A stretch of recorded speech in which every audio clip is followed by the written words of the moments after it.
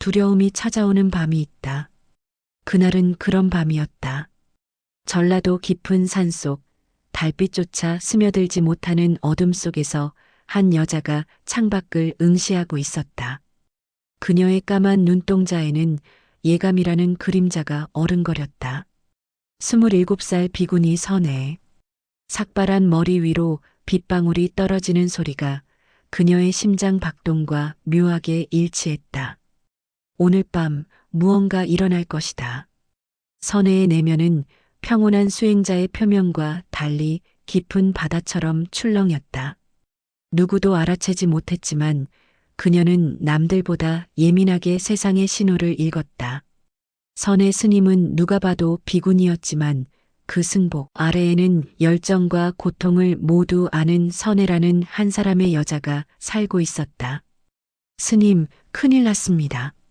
행자미경의 다급한 목소리에 선혜는 번개처럼 빠르게 일어섰다. 미경은 반년 전 이곳에 왔다. 남편의 폭력에서 도망쳐 피투성이 얼굴로 암자의 문을 두드렸던 여자였다. 선혜는 그날 밤 그녀를 숨겨주며 생애 처음으로 분노라는 감정을 온전히 느꼈다. 무슨 일이죠? 선혜의 목소리는 조용했지만 강철 같은 결단력이 담겨 있었다. 낯선 남자가 완전히 취해서 암자 앞에 쓰러져 있어요. 피가 묻어 있습니다. 선혜는 빗속으로 뛰어나갔다.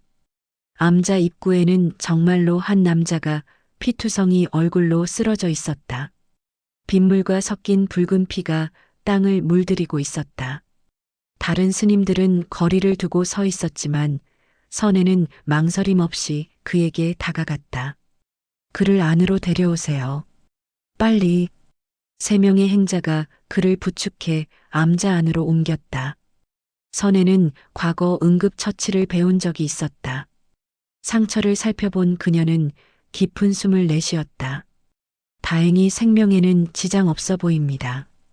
하지만 당장 상처를 치료해야 해요. 그녀는 평소와 달리 명령하듯 지시했고 모두가 그녀의 말에 따랐다. 이곳에서 그녀는 가장 어린 비군이었지만 위기 상황에서는 누구보다 빛나는 존재였다. 누구세요? 남자가 희미하게 의식을 찾았다. 선혜는 그의 이마에 얹은 수건을 갈아주며 조용히 물었다. 당신은 누구시죠? 왜 이곳에 오셨나요? 남자는 고통스러운 신음을 내뱉었다. 그의 눈에서는 공포와 절망이 번갈아 보였다. 제 이름은 유상호입니다. 저는 용서받을 수 없는 죄를. 그의 말은 거기서 끊겼다. 선혜는 남자의 얼굴을 자세히 살펴봤다. 선혜는 본능적으로 알았다. 이 남자가 그녀의 운명을 바꿀 존재라는 것을. 선혜의 과거가 화면에 펼쳐진다. 18살의 그녀, 학생 교복을 입고 있지만 그녀의 눈빛은 이미 노숙자 같은 공허함이 있었다. 내가 왜 그런 짓을 했는지 알고 싶구나. 노스님의 목소리가 부드럽게 울렸다. 선혜는 손목에 감긴 붕대를 만지작거렸다. 더 이상 살고 싶지 않았어요. 부모님은 교통사고로 돌아가시고 남은 가족들은 저를 버렸고 아무도 저를 필요로 하지 않아요. 노스님은 그녀의 손을 잡았다. 세상에는 너 같은 사람이 필요하단다. 타인의 고통을 자신의 것처럼 느끼는 사람. 그건 저주가 아니라 선물이야. 선혜는 유상호의 이마에 손을 얹었다. 그의 열이 그녀에게로 전해졌다. 마치 그의 고통이 그녀에게로 흘러들어오는 것 같았다. 저는 사람을 죽였습니다. 유상호의 고백이 방 안에 폭탄처럼 터졌다. 그의 목소리는 작았지만 그 파장은 거대했다. 선혜는 심장이 멈추는 듯한 충격을 느꼈지만 표정 하나 바꾸지 않았다. 계속 말씀해 주세요. 유상호는 괴로운 표정으로 계속했다. 직접 죽인 건 아닙니다. 하지만 제 음주운전 때문에 한 가족이, 그들의 아이가 선혜는 조심스럽게 그의 손을 잡았다. 그래서 여기에 오신 건가요? 유상호는 눈물을 흘리며 고개를 끄덕였다. 스스로 목숨을 끊으려고 했습니다. 산에서 뛰어내리려고. 그런데 미끄러져서 이렇게 됐습니다. 죽음이 해결책이 될 거라고 생각하셨군요. 선혜의 목소리는 차분했지만 그녀의 내면은 폭풍이었다. 그녀도 한때 같은 선택을 하려 했었다. 제가 당신을 판단하지 않겠습니다. 그리고 당신이 한 일도 판단하지 않겠습니다. 하지만 한 가지만 말씀드릴게요. 선혜의 눈빛이 강렬해졌다. 진정한 속죄는 도망치는 것이 아닙니다. 남아서 고통을 견디며 가능한 한 많은 사람을 돕는 것이죠. 유상호는 깊은 충격에 빠진 표정이었다. 그는 아마도 자신을 질책하는 말을 기대했을 테지만 선혜의 말은 그를 붙잡았다. 이곳에 머무르세요. 당신의 죄를 씻을 방법을 함께 찾아봅시다. 그날 밤 폭풍우는 더욱 거세졌다. 선혜는 유상호를 돌본 후 자신의 방으로 돌아왔다. 밤이 깊어가는데도 그녀는 잠을 이루지 못했다. 그녀의 영혼 깊은 곳에서 알 수 없는 불안감이 솟아올랐다. 갑자기 선혜는 몸을 일으켜 세웠다. 누군가가 그녀의 방으로 오고 있었다. 발자국 소리는 없었지만 그녀는 느낄 수 있었다. 문이 조용히 열렸다. 유상호였다. 스님, 이야기가 더 있습니다. 그의 눈에서 이전과 다른 빛이 번쩍였다. 선혜는 순간 위험을 감지했다. 하지만 이미 늦었다. 유상호는 문을 닫고 안으로 들어왔다. 제가 말씀드리지 않은 것이 있습니다. 제 안에는 악마가 있어요. 선혜는 침착하게 대답했다. 모든 사람 안에는 빛과 어둠이 공존합니다. 그것이 우리 인간의 본성입니다. 유상호는 한 걸음 더 다가왔다. 그의 얼굴에 이상한 미소가 번졌다. 당신은 너무 순수합니다. 너무 아름답고 너무 완벽해요. 그래서 천둥이 크게 울렸다. 암자 전체가 흔들리는 것 같았다. 그래서 당신을 망가뜨리고 싶습니다. 선혜의 눈이 커졌다. 그녀는 알았다. 이 밤이 그녀의 삶을 완전히 바꿔놓을 것이라는 사실을. 그리고 그 변화가 단순한 시련이 아닌 그녀의 자비와 신념, 그리고 존재 자체를 시험하는 거대한 폭풍이 될 것이라는 사실을. 두려움이 아니었다. 예언이었다. 폭풍 후의 밤이 깊어갔다. 암자의 전등이 깜빡이더니 완전히 꺼졌다. 어둠이 선혜의 방을 삼켰다. 유상호는 그녀 앞에 서 있었다. 캄캄한 밤에도 그의 눈만은 이상하게 빛났다. 스님은 모르실 겁니다. 제가 얼마나 많은 사람들에게 상처를 줬는지. 유상호의 목소리가 바뀌었다. 아까의 떨리는 목소리는 온데간데 없고 마치 다른 사람처럼 낮고 단단해졌다. 선혜는 본능적으로 뒷걸음질 쳤다. 당신, 진짜 음주운전 사고를 냈나요? 유상호는 웃었다. 섬뜩한 웃음이었다. 물론이죠. 그건 진실입니다. 하지만 그건 제 죄악 목록의 시작에 불과해요. 선혜는 벽을 향해 천천히 움직였다. 그녀의 위험 감지 능력이 최고조에 달했다. 하지만 그녀의 표정은 여전히 평온했다. 수년간의 수행이 그녀를 강하게 만들었다. 그의 얼굴이 기괴하게 일그러졌다. 당신이 필요해요, 선혜 스님. 내 컬렉션에 당신 같은 사람이 없었거든요. 선혜의 심장이 빠르게 뛰었다.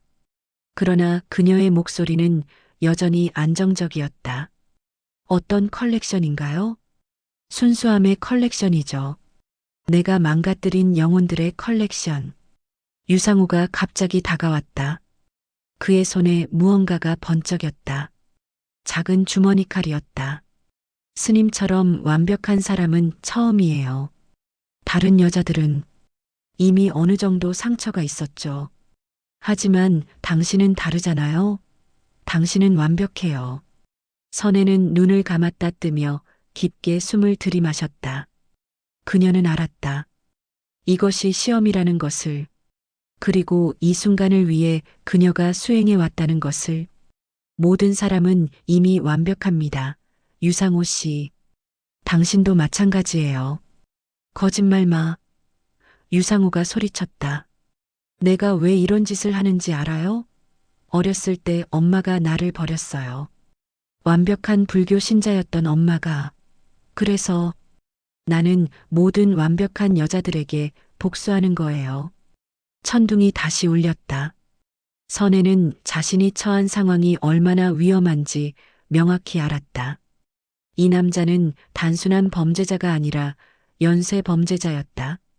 그리고 그녀는 그의 다음 목표였다. 도망칠 생각 마세요. 이미 다른 스님들에게 약을 탔어요. 아무도 당신을 구하러 오지 않을 거예요. 선혜의 얼굴이 창백해졌다. 미경과 다른 스님들은 괜찮을까? 그녀는 마음속으로 그들의 안전을 빌었다. 도망치지 않을 거예요. 선혜가 조용히 말했다. 하지만 한 가지만 약속해 주세요. 다른 스님들은 다치지 않게 해주세요. 유상호는 잠시 망설였다. 그런 반응은 예상하지 못했던 듯했다. 당신은 두렵지 않나요? 선혜의 눈에서 흘러내린 것은 눈물이 아닌 결연함이었다. 두렵습니다. 하지만 두려움을 넘어설 때 진정한 용기가 시작됩니다. 그 순간 유상호가 달려들었다. 선혜는 피하려 했지만 좁은 방에서 그녀의 몸은 금세 벽에 부딪혔다. 용서하세요. 하지만 이건 당신 탓이 아닙니다. 선혜가 희미하게 속삭였다. 그 말이 유상호를 더욱 분노하게 만들었다. 멈춰. 내가 당신을 망가뜨릴 거야. 완전히. 그날 밤 청림암에서는 아무 소리도 들리지 않았다. 오직 폭풍우의 울음만이 산을 가득 채웠다. 선의 스님은 인간이 겪을 수 있는 가장 끔찍한 고통을 겪었다. 그녀의 육체는 상처를 입었지만 더 큰 상처는 그녀의 영혼에 새겨졌다. 새벽이 밝아오고 있었다. 선혜는 피투성이가 된 승복을 천천히 정리했다. 그녀의 손은 떨렸지만 그녀는 묵묵히 모든 흔적을 지웠다. 유상호는 그녀를 향한 공격이 끝난 후 황급히 암자를 빠져나갔다. 그는 마지막 순간 그녀의 귓가에 속삭였다. 이제 당신도 망가졌어요. 더 이상 완벽하지 않아요. 선혜는 방안을 정리한 후 작은 연못으로 걸어갔다. 그녀는 자신의 상처를 씻기 위해 차가운 물에 몸을 담갔다. 물이 붉게 물들었다. 그녀의 눈에서는 눈물이 흘러내렸지만 그녀의 입에서는 소리가 나오지 않았다. 부처님. 그녀의 속삭임은 바람에 실려 사라졌다. 선혜는 감히 기도할 수 없었다. 그녀는 자신이 더럽혀졌다고 느꼈다. 더 이상 깨끗하지 않다고. 더 이상 스님으로서 자격이 없다고. 하지만 더 큰 충격은 그녀가 사건을 알리지 않기로 결심했을 때였다. 알릴 수 없어. 알려서는 안 돼. 선혜는 떨리는 손으로 물을 떠서 얼굴을 씻었다. 그녀는 결심했다. 누구에게도 말하지 않을 것이다. 이 일을 알리면 암자 전체가 혼란에 빠질 것이다. 미경과 같은 상처 입은 영혼들이 더 이상 이곳에서 안식을 찾지 못할 것이다.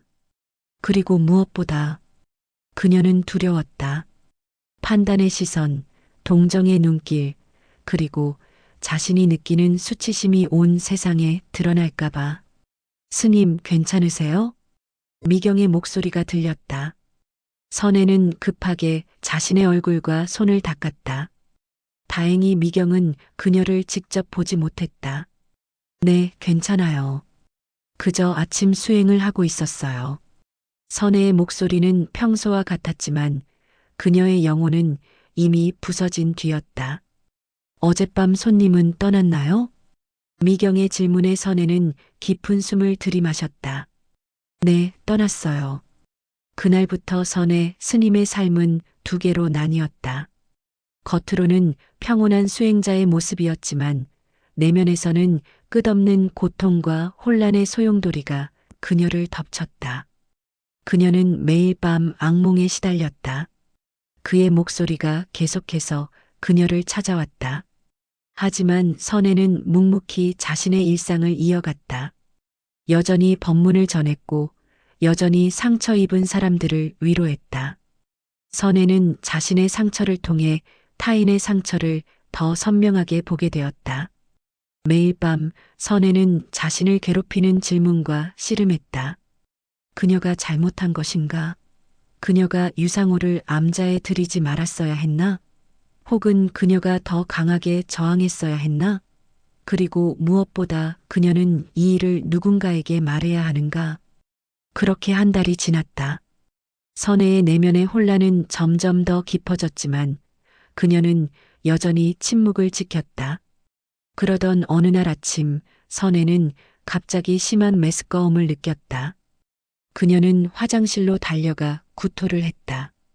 스님, 정말 괜찮으신 거예요? 요즘 계속 아파 보이는데. 미경의 걱정 어린 물음에 선혜는 미소를 지었다. 괜찮아요. 조금 과로한 것 같아요. 하지만 그녀의 몸은 과로만으로 설명할 수 없는 신호를 보내고 있었다. 선혜는 마음 깊은 곳에서 무언가 끔찍한 일이 일어나고 있다는 것을 느꼈다. 그리고 그녀는 두려웠다. 자신의 예감이 진실일까봐. 저는 병원에 가봐야 할 것 같아요. 선혜는 주지 스님에게 말했다. 주지 스님은 그녀의 창백한 얼굴을 보며 고개를 끄덕였다. 그래, 내 건강이 중요하니. 어서 가보거라. 선혜는 산을 내려가 작은 시골 병원을 찾았다. 그녀는 자신의 증상을 설명했지만 그날 밤의 일은 끝내 말하지 않았다. 의사는 몇 가지 검사를 했고 결과를 기다리는 동안 선혜는 기도했다. 그것만은 아니길 제발. 축하드립니다. 임신 6주차입니다. 의사의 말이 선혜의 귓가에 울렸다. 그 순간 선혜의 세계는 완전히 무너져 내렸다. 그녀의 예감은 진실이었다. 그녀의 몸속에는 그날 밤의 흔적이, 유상호의 흔적이 자라고 있었다. 아, 아니. 선혜의 입에서 희미한 신음이 새어나왔다. 그녀는 자신의 배에 손을 얹었다. 그곳에서 자라고 있는 생명은 무고했다. 하지만 그것은 그녀에게 끔찍한 악몽의 연장이었다. 계획되지 않은 임신이신가요? 선택지가 있습니다. 원하신다면. 의사의 말이 계속되었지만 선혜의 귀에는 들리지 않았다. 그녀의 머릿속에는 오직 한 가지 생각뿐이었다. 나는 이제 어떻게 해야 하지? 병원에서 돌아오는 길 선혜의 마음은 폭풍우보다 더 거칠게 요동쳤다. 빗속을 걷는 그녀의 얼굴에는 비와 눈물이 뒤섞여 흘러내렸다.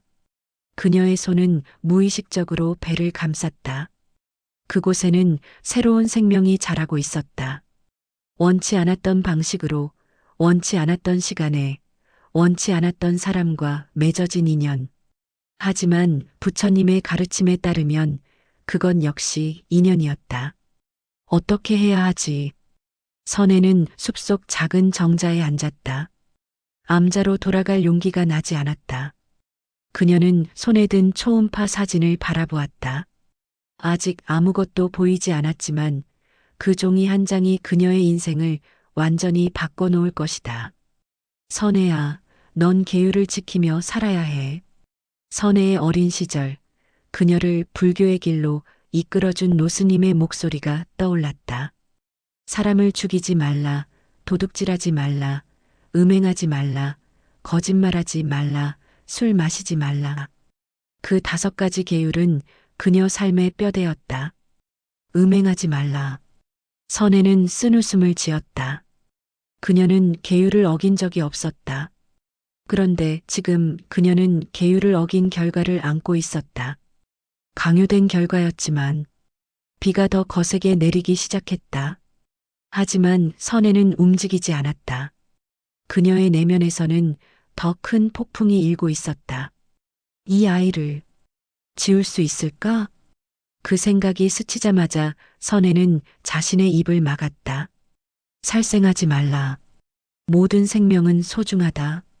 그녀가 모든 중생에게 가르친 그 말을 자신은 지킬 수 없는 것인가? 스님, 미경의 다급한 목소리가 들렸다. 선혜는 급히 초음파 사진을 숨겼다. 미경이 우산을 들고 달려왔다. 여기 계셨군요. 모두가 걱정하고 있어요.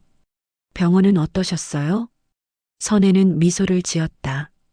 거짓된 미소였다. 괜찮아. 그저 과로일 뿐이래. 첫 번째 거짓말이었다. 처음으로 계율을 어긴 순간이었다. 하지만 선혜는 알았다. 이것이 마지막 거짓말이 아니라는 것을. 오늘은 수행을 쉬겠습니다. 선혜는 주지 스님에게 말했다. 주지 스님은 우려 어린 눈빛으로 그녀를 바라보았다. 무슨 일이 있나? 얼굴이 창백하구나. 선혜는 고개를 숙였다. 그저 생각할 시간이 필요합니다. 그날 밤 선혜는 자신의 방에 틀어박혔다. 그녀는 불상 앞에 무릎을 꿇었다. 간절히 기도했다. 하지만 그녀의 마음은 평온해지지 않았다. 부처님, 저는 어떻게 해야 합니까? 이 아이를 세상에 내보내야 할까요? 아니면. 그녀는 말을 끝맺지 못했다. 그녀의 눈에서는 눈물이 흘러내렸다. 생명은 소중해, 선혜야. 하찮은 벌레 한 마리도 함부로 해치지 말아야 해. 어린 선혜는 노스님의 말씀에 고개를 끄덕였다. 그녀는 모든 생명을 소중히 여기며 자랐다. 길에서 지렁이를 발견하면 풀밭으로 옮겨주고 다친 새를 발견하면 치료해 주었다. 그것이 그녀가 아는 불교였다. 하지만 이 아이는 그날 밤의 기억을 영원히. 선혜는 몸을 웅크렸다. 그녀는 망설였다. 첫째, 그녀는 비군이었다. 그녀가 임신했다는 사실 자체가 계율 위반이었다. 둘째, 그녀는 스스로 선택하지 않은 아이를 갖게 되었다. 셋째, 이 아이는 그녀에게 가장 큰 상처를 준 남자의 아이였다. 하지만 이 아이는 무고했다. 이 작은 생명은 어떤 잘못도 없었다. 그때 선혜의 핸드폰이 울렸다. 발신자 번호는 없었다. 선혜는 망설이다 전화를 받았다. 여보세요? 스님, 나예요. 선혜의 심장이 얼어붙었다. 유상호의 목소리였다. 어떻게 다시 찾아갈 거예요? 아직 끝나지 않았어요. 선혜의 손에서 핸드폰이 떨어졌다. 그녀의 온몸이 떨렸다. 공포가 그녀를 덮쳤다. 유상호가 다시 찾아온다면 그녀는 물론 이 아이도. 그 순간 선혜는 결심했다. 그녀는 여기 있을 수 없었다. 그녀는 도망쳐야 했다. 새벽녘 청림함은 고요했다. 선혜는 조용히 자신의 짐을 챙겼다. 많지 않았다. 몇 벌의 옷, 약간의 돈, 그리고 초음파 사진. 그녀는 미경에게 짧은 쪽지를 남겼다. 미경에게 잠시 떠나야 할 일이 생겼어. 걱정하지 마. 곧 돌아올게. 또 하나의 거짓말이었다. 선혜는 돌아올 수 없다는 것을 알았다. 하지만 그녀는 미경과 다른 스님들이 걱정하지 않기를 바랐다. 선혜는 마지막으로 암자를 둘러보았다. 9회를 보낸 이곳, 그녀의 영혼의 안식처였던 이곳. 이제 그녀는 떠나야 했다. 죄송합니다. 그녀의 속삭임은 바람에 실려 사라졌다. 선혜는 몰래 암자를 빠져나왔다. 어디로 가야 할지, 누구에게 의지해야 할지도 모른 채 서울의 거리는 번잡했다. 선혜는 승복 대신 평범한 옷을 입고 있었다. 그녀는 이제 스님이 아니었다. 그저 한 명의 여자, 그것도 임신한 여자였다. 안토니오 신부님. 선혜의 머릿속에 한 얼굴이 떠올랐다. 그녀가 자원봉사를 하던 시절 함께 일했던 가톨릭 신부. 그는 항상 선혜를 존중해 주었고 종교의 차이를 넘어 진정한 친구가 되어 주었다. 이런 모습으로 찾아와서 죄송합니다. 신부님. 안토니오 신부는 놀란 표정으로 선혜를 바라보았다. 그는 승복을 입은 선혜만 알았는데 지금 그의 앞에는 평범한 옷을 입은 그러나 눈빛은 여전히 깊은 선혜가 서 있었다. 무슨 일이 있었나요, 선혜 씨? 안토니오의 목소리는 따뜻했다. 선혜는 망설였다. 그녀는 그날 밤의 일을 아직 누구에게도 말한 적이 없었다. 하지만 그녀는 이제 도움이 필요했다. 도움이 필요합니다. 선혜의 목소리가 떨렸다. 안토니오는 부드럽게 미소를 지었다. 들어오세요. 천천히 이야기해 보아요. 성당의 고해실에서 선혜는 처음으로 모든 것을 털어놓았다. 그날 밤의 공포, 충격, 수치심, 그리고 지금 그녀의 몸 안에서 자라고 있는 생명까지 어떻게 해야 할지 모르겠어요. 신부님.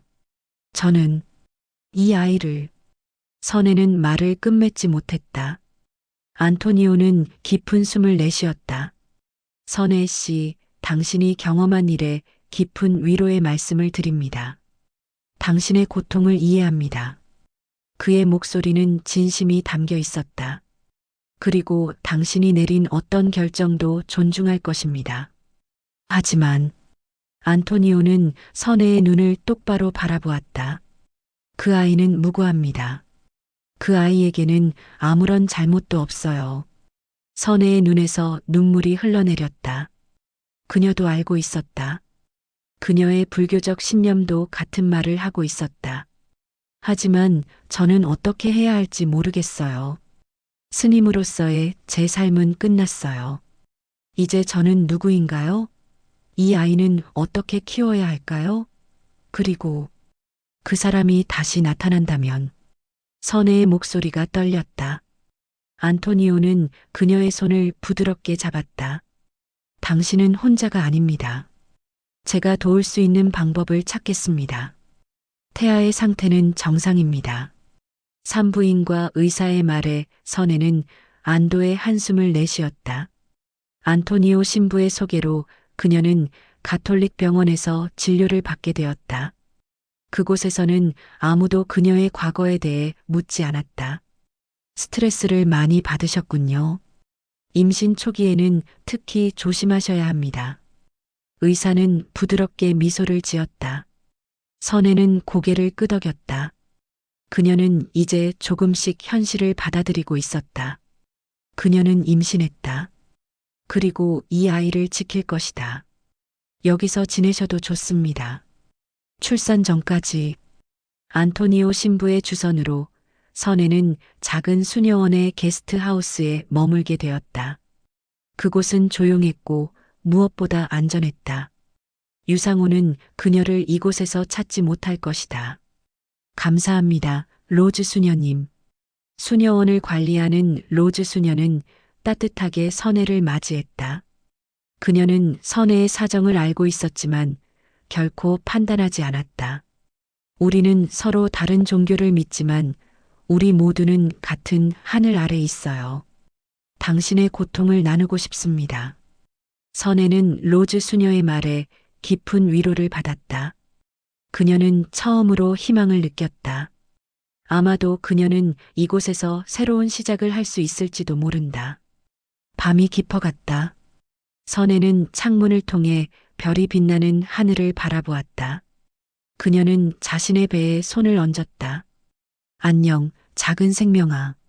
나는 내 어머니야. 처음으로 선혜는 자신의 아이에게 말을 걸었다.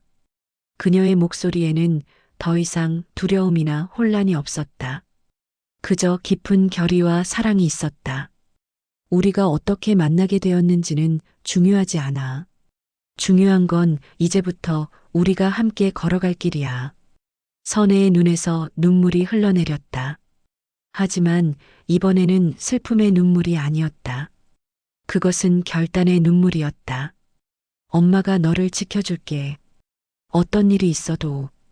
그녀는 창문을 닫고 침대에 누웠다. 그녀의 심장에는 이제 두려움 대신 단단한 결의가 자리 잡고 있었다. 그러나 그녀는 알지 못했다. 유상호가 이미 그녀의 흔적을 찾기 시작했다는 것을, 그리고 그가 결코 포기하지 않을 것이라는 사실을. 선혜 스님, 당신이 어디 있든 찾아낼 거예요. 유상호는 컴퓨터 화면을 응시했다. 화면에는 청림암 주변의 CCTV 영상이 재생되고 있었다. 그는 선혜가 암자를 떠나는 모습을 발견했다. 도망칠 수 없어요. 당신은 내 컬렉션의 일부니까. 유상호의 눈이 위험하게 빛났다. 그의 손에는 선혜의 사진이 들려 있었다. 하느님, 저는 당신을 믿지 않습니다. 하지만 제발 나를 도와주세요. 선혜는 텅 빈 성당의 맨 뒷자리에 앉아 있었다. 아침 해가 스테인드 글라스를 통과해 그녀의 얼굴을 오색 찬란하게 비추고 있었다. 임신 10주차 선혜는 자신의 배에 손을 얹었다. 매일 아침 화장실에서 구토하는 것은 그녀 안에 새 생명이 자라고 있다는 가장 확실한 증거였다. 안토니오 신부가 다가와 그녀 옆에 앉았다. 신부님, 제가 여기 있어도 괜찮을까요? 저는 비군이었는데 종교의 차이는 중요하지 않습니다. 중요한 건 사람이죠. 그리고 당신은 지금 도움이 필요한 사람입니다. 선혜의 눈에 눈물이 고였다. 그녀는 이곳에서 생각지도 못한 따뜻함을 느꼈다. 마리아 수녀는 그녀에게 임산부를 위한 특별 수프를 만들어 주었다. 식사 후 안토니아 신부님과 함께 산부인과를 방문했다. 심장 소리를 들어보시겠어요? 의사가 버튼을 누르자 작고 빠른 심장 소리가 방 안에 울려 퍼졌다. 선혜의 눈에서 눈물이 흘러내렸다. 그 순간 선혜는 처음으로 자신이 어머니가 될 것이라는 사실을 온전히 받아들였다. 병원을 나서는 순간 선혜는 이상한 느낌을 받았다. 마치 누군가가 그녀를 지켜보고 있는 것 같은 느낌. 신부님, 선혜의 목소리가 떨렸다. 안토니오는 그 위험을 감지하고 재빨리 그녀의 손을 잡아 택시에 태웠다. 택시가 출발하는 순간 선혜는 병원 입구에 서 있는 유상호를 보았다. 그는 그녀를 응시하고 있었다. 그 눈빛만으로도 선혜는 얼어붙을 것 같았다. 그 사람이에요. 기사님, 경찰서로 가주세요. 선혜 씨, 더 이상 도망칠 수 없어요. 이제 당신과 아기의 안전을 위해 행동해야 합니다. 경찰서에서 선혜는 떨리는 손으로 3달 전 청림암에서 일어났던 모든 일을 고백했다. 그날 밤의 공포, 유상호의 행동, 그리고 그녀가 암자를 떠나게 된 이유까지. 이런 일을 겪으셨는데 신고를 미루셨군요. 저는 부끄러웠어요. 그리고 두려웠고요. 저는 비군이었는데 모두가 저를 어떻게 볼지. 형사는 이해한다는 듯 고개를 끄덕였다. 이제 걱정 마세요.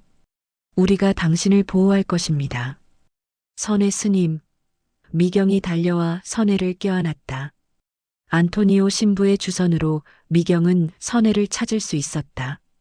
두 사람은 눈물을 흘리며 오랫동안 서로를 붙잡고 있었다. 걱정했어요. 갑자기 사라지셔서. 미경, 나는 이제 스님이 아니야. 선혜가 자신의 배를 가리켰다. 미경의 눈이 커졌지만 그녀의 눈에는 판단이 아닌 연민이 담겨 있었다. 제가 도울게요. 제가 할 수 있는 일이라면 뭐든지. 체포 직전에 도주했다고요? 안토니오 신부의 표정이 어두워졌다. 경찰서에서 걸려온 전화는 최악의 소식을 전했다. 유상호가 감지하고 도주했다는 것이다. 선혜에게 알려야 할까요? 마리아 수녀가 물었다. 선택의 여지가 없을 것 같습니다. 그녀의 안전을 위해서라도. 신부님, 신부님, 로즈 수녀가 숨을 헐떡이며 달려왔다. 유상호라는 사람이 성당에 나타났어요. 선혜의 얼굴이 창백해졌다. 미경은 재빨리 그녀의 손을 잡았다. 무기는 없고 그냥 무릎을 꿇고 기도하고 있어요. 선혜는 믿을 수 없다는 표정을 지었다. 기도라고요? 성당 안으로 들어서자 선혜는 그를 보았다. 유상호였다. 그는 제단 앞에 무릎을 꿇고 있었다. 그의 모습은 3개월 전과 완전히 달랐다. 수염이 자라고 옷은 더럽고 구겨져 있었다. 그의 눈에는 광기 대신 깊은 절망이 서려 있었다. 당신이 여기 있어선 안 돼요. 위험해요. 안토니오가 선혜에게 경고했다. 무슨 일이 있었나요? 그가 성당에 들어와서 자수하겠다고 했어요. 그리고 당신을 만나게 해달라고. 선혜는 천천히 유상호에게 다가갔다. 안토니오 신부와 미경이 그녀의 양쪽에 보호하듯 서 있었다. 유상호 씨. 선혜의 목소리는 떨렸지만 결연했다. 유상호는 천천히 고개를 들었다. 그의 눈에는 눈물이 고여 있었다. 선혜, 스님. 그의 목소리는 이전과 완전히 달랐다. 부서진 목소리, 무너진 영혼의 소리였다. 제가 무슨 짓을 했는지 이제야 알겠습니다. 선혜는 그를 바라보며 그의 눈에서 진실을 읽으려 했다. 그리고 그녀는 보았다. 깊은 후회, 자기 혐오, 그리고 절망. 당신은 저를 용서할 수 없을 겁니다. 하지만 제발 제 말을 들어주세요. 말씀하세요. 제가 정신질환이 있었습니다. 망상장애와 충동조절장애. 병원에서 그렇게 진단받았어요. 유상호는 떨리는 손으로 진단서를 꺼냈다. 안토니오가 그것을 받아 확인했다. 진짜 같습니다. 어머니가 저를 버렸을 때부터 제 안에 무언가 잘못되기 시작했어요. 제가 한 일들, 끔찍한 일들. 저는 그것들을 기억하지만 마치 다른 사람인 것처럼 느껴집니다. 그의 목소리가 떨렸다. 당신을 만난 후 제가 무슨 짓을 했는지 깨달았을 때 저는 약물 치료를 받기 시작했습니다. 저는 사람을 죽였습니다. 유상호가 고백했다. 직접 죽인 건 아닙니다. 하지만 제 음주운전 때문에 한 가족이, 그들의 아이가, 그래서 여기에 오신 건가요? 선혜는 그를 조용히 바라보았다. 그녀의 내면에서는 수많은 감정이 교차했다. 분노, 두려움, 연민, 그리고 이상하게도 평화. 유상호 씨, 당신이 저에게 상처를 주었습니다. 제 삶을 완전히 바꿔놓았어요. 그녀는 자신의 배에 손을 얹었다. 하지만 그 결과로 이 아이가 생겼어요. 이 아이는 당신의 잘못이 아니에요. 이 아이는 무고합니다. 유상호의 얼굴에 충격이 번졌다. 네, 당신의 아이입니다. 그 순간 경찰이 성당 문을 열고 들어왔다. 유상호 씨, 당신을 체포합니다. 유상호는 저항하지 않았다. 하지만 경찰이 그를 데려가기 전 그는 선혜를 바라보았다. 제가 무엇을 할 수 있을까요? 그 아이를 위해. 선혜는 깊은 생각에 잠겼다. 그녀는 유상호에게 무엇을 원하는가? 복수? 처벌? 아니면 이 아이 앞에서 부끄럽지 않은 사람이 되어주세요. 선혜의 말은 단순했지만 그 안에는 깊은 의미가 담겨 있었다. 유상호는 깊이 고개를 숙였다. 그렇게 하겠습니다. 제 목숨을 걸고 약속합니다. 며칠 후 피고인 유상호는 상해죄, 강간죄, 스토킹 및 협박죄로 징역 7년을 선고합니다. 판사의 선고가 법정에 울려 퍼졌다. 7년이라. 그때면 아이가 초등학생이 되어 있겠네요. 선혜는 정원 벤치에 앉아 있었다. 그녀의 배는 이제 꽤 불러와 있었다. 임신 5개월 차, 그녀는 아이의 움직임을 분명히 느낄 수 있었다. 유상호 씨는 교도소에서 편지를 보내왔어요. 안토니오 신부가 말했다. 어떤 내용인가요? 치료를 받고 있다고 해요. 그리고 아이에게 대학 학자금을 마련하기 위해 교도소에서 일하고 있다고 합니다. 선혜는 깊은 숨을 내쉬었다. 그녀는 복잡한 감정을 느꼈다. 그녀는 여전히 유상호를 두려워했다. 하지만 또한 그가 변화하려 노력하는 것을 인정하지 않을 수 없었다. 축하합니다. 건강한 여자아이입니다. 의사의 말에 선혜의 얼굴에 미소가 번졌다. 여자아이. 이름을 정하셨나요? 예율이요. 은혜로운 흐름이라는 뜻입니다. 그날 밤 선혜는 일기를 썼다. 오늘 예율이의 얼굴을 처음 봤다. 나의 딸. 이 세상에 아직 오지 않았지만 이미 내 인생을 바꿔놓은 존재. 그녀는 나에게 새로운 시작을 주었다. 유상호가 법정에서 선고를 받았다. 7년. 긴 시간이다. 하지만 그에게도 나에게도 필요한 시간일지 모른다. 오늘 나는 깨달았다. 내가 비군이었을 때 나는 자비를 가르쳤다. 하지만 지금 나는 자비를 살아가고 있다. 선혜는 갑작스러운 통증에 눈을 떴다. 임신 9개월, 예정일까지 일주일이 남은 새벽이었다. 그녀는 처음에는 단순한 가진통이라고 생각했다. 하지만 통증이 점점 더 심해지고 빈번해졌다. 아직 일주일이나 남았는데 선혜는 천천히 침대에서 일어났다. 그 순간 그녀의 다리 사이로 물이 쏟아졌다. 양수가 터진 것이었다. 수녀님, 마리아 수녀님. 선혜의 외침에 마리아 수녀가 급히 방으로 달려왔다. 진통이 시작됐군요. 천천히 심호흡하세요. 구급차를 부를게요. 호흡을 규칙적으로 유지하세요. 천천히 깊게. 구급차 안에서 마리아 수녀는 선혜의 손을 꼭 잡고 있었다. 선혜는 점점 더 강해지는 진통에 신음했다. 너무 아파요. 곧 만날 거예요. 당신의 예율이를. 선혜 씨, 이제 힘을 주세요. 의사의 지시에 선혜는 마지막 힘을 모았다. 10시간의 진통 끝에 그녀는 이제 아이를 세상에 내보낼 순간이었다. 아, 선혜의 외침이 분만실에 울려 퍼졌다. 그리고 곧이어 작고 힘찬 울음소리가 들렸다. 축하합니다. 건강한 여자아이입니다. 의사가 갓 태어난 아기를 들어 올렸다. 예율아. 선혜의 눈에서 눈물이 흘러내렸다.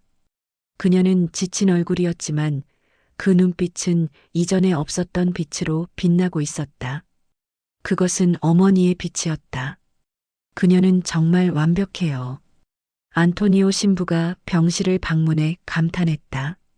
선혜는 침대에 누워 아기를 안고 있었다. 이 모든 건 당신의 용기와 힘 덕분입니다. 어떤 기분이에요? 어머니가 된 건요. 설명하기 어려워요. 두려움과 기쁨, 불안과 확신이 모두 뒤섞인 느낌이에요. 하지만 한 가지 확실한 건 이제 저는 완전히 다른 사람이 되었다는 거예요. 밤이 깊어갔다. 병실에는 선혜와 예율만 남았다. 선혜는 잠들지 못하고 창밖을 바라보았다. 밤하늘에는 별들이 빛나고 있었다. 선혜는 작은 목소리로 말했다. 엄마가 내게 약속할게. 이 세상에서 내가 겪을 모든 일을 함께 할게. 내가 웃을 때 함께 웃고, 내가 울 때 함께 울고, 내가 넘어질 때 일으켜 줄게. 엄마는 더 이상 비구니가 아니야. 하지만 엄마가 배운 모든 지혜를 너에게 가르쳐 줄게. 예율아, 엄마는 더 이상 절에 있지 않아. 하지만 엄마는 여전히 같은 길을 걷고 있어. 이제는 너와 함께, 이제 정말 떠나시는 건가요? 한 달 후, 로즈 수녀가 물었다. 선혜는 짐을 싸고 있었다. 네, 수녀님. 너무 감사해요. 하지만 이제 저희 둘만의 보금자리가 필요해요. 선혜는 사회복지사 수습 과정을 마치고 청소년 상담센터의 보조 상담사로 일자리를 구했다.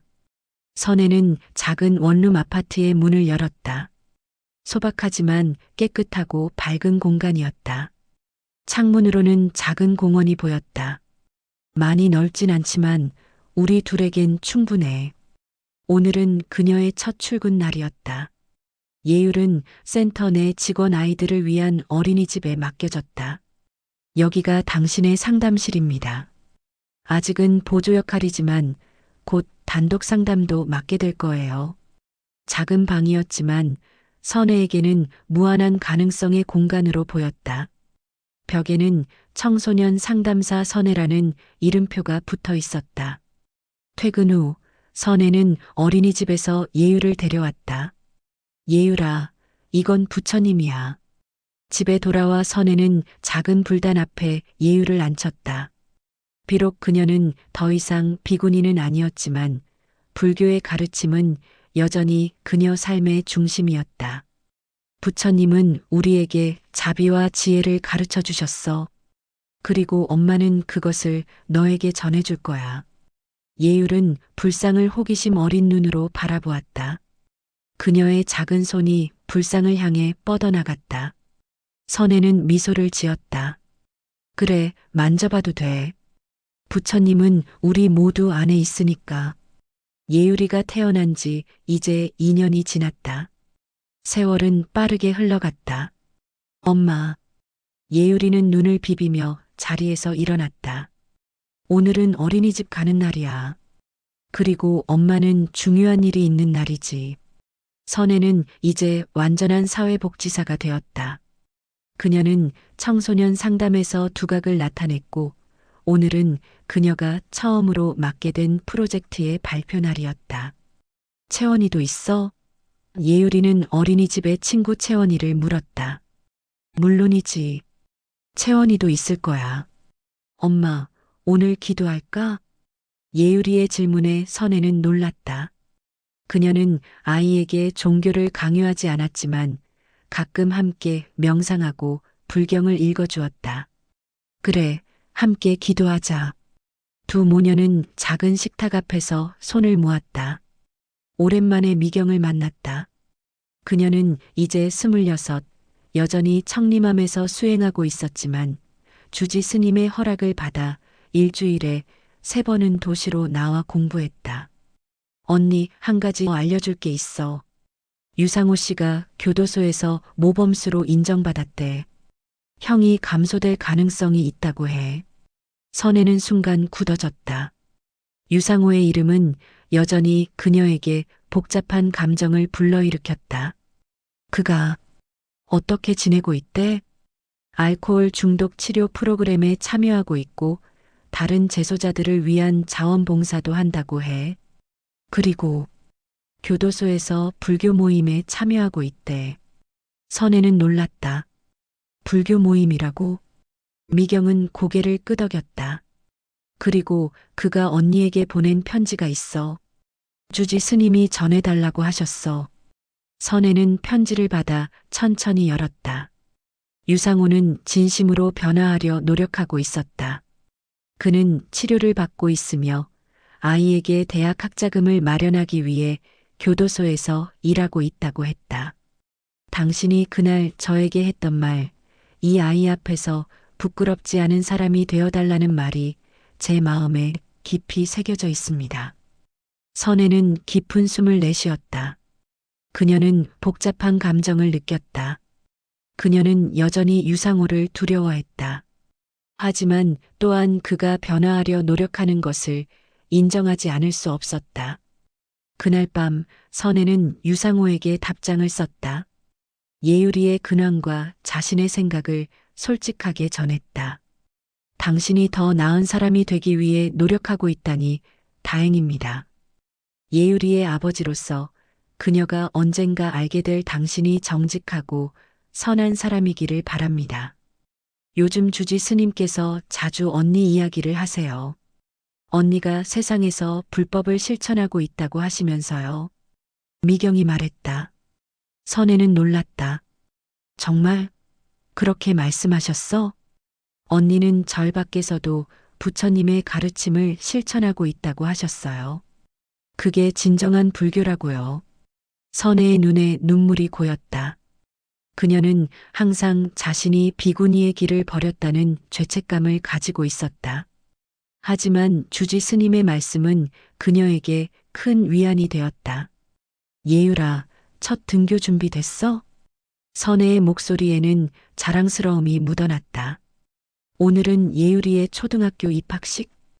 7살이 된 예유리는 새 교복을 입고 환하게 웃고 있었다. 너무 예쁘네. 엄마의 자랑이야. 학교 입학식? 선혜는 홀로 선 채 예유리가 단상에 올라가는 모습을 지켜보았다. 미경 스님도 특별히 와서 함께 축하해 주었다. 김 선생님, 유상호 씨가 다음 주에 출소한다고 합니다.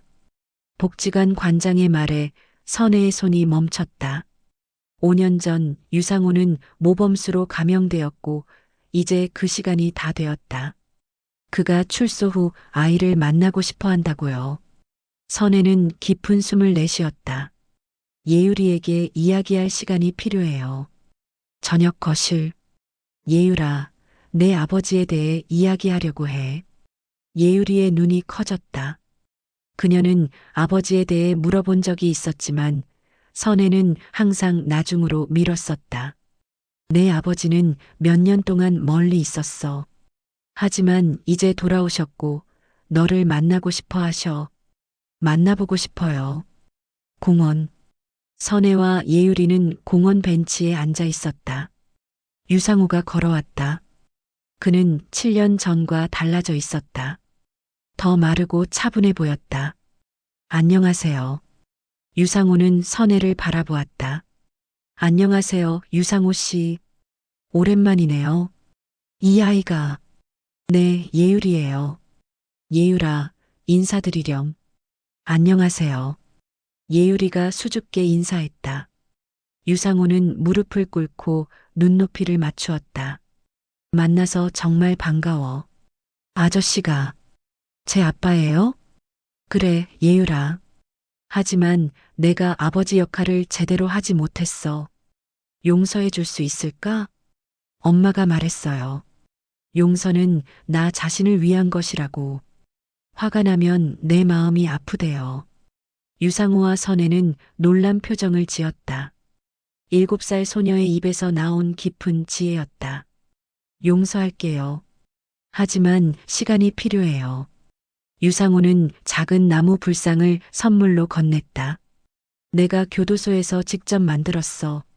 집으로 돌아가는 길. 어땠어, 예율아? 괜찮았어요. 아빠는 슬퍼 보였어요. 엄마, 아빠가 나쁜 일을 했다고 했죠? 그런데 왜 용서해 줬어요? 용서는 상대방을 위한 것만이 아니야. 그건 나 자신을 위한 것이기도 해. 미움은 우리를 자유롭게 하지 않아. 밤, 선혜의 방. 선혜는 일기를 쓰고 있었다. 오늘 예율이는 유상우를 만났다. 유상우는 변했다. 그의 눈에서 광기는 사라졌다. 예율이는 놀라웠다. 그녀는 내가 생각했던 것보다 훨씬 강하고 현명했다. 이제 우리는 새로운 시작을 향해 가고 있다. 엄마. 예율이의 작은 목소리가 들렸다. 같이 자도 돼요? 물론이지. 선혜는 팔을 벌렸다. 엄마, 행복해요? 응, 엄마는 행복해. 너와 함께여서. 음악 고조 마무리. 여러분, 지금까지 선혜 스님의 이야기를 들어주셔서 감사합니다. 이 이야기가 여러분에게 위로와 용기를 전해드렸기를 바랍니다. 더 많은 오디오북을 원하신다면 구독과 좋아요 부탁드립니다. 여러분의 응원이 더 좋은 콘텐츠를 만드는 원동력이 됩니다. 다음 이야기에서 또 만나요. 감사합니다.